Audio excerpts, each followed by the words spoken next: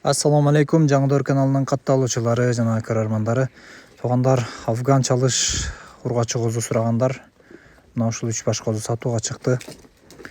Өтө сындуу сыпаттуу, өтө зор кочкордун козулары. Энелери Гисар, атасы афган. Кара Кулжа районунда турат. Доставка бардык багыттарга уюштурулат, туугандар. Козулардын дүң басы бардыгына 50 000 сом кеми бар. Доставканы бардык багыттарга уюштурабыз, туугандар. Кимге жаккан болсо тез арада чалып байланышыңыздар. Ден соолуктары бардыгы жайында, ийинчи бап. Кимге жаккан болсо видеонун темасынан номерди калтырабыз. Ошол номер аркылуу чалып байланышасыздар.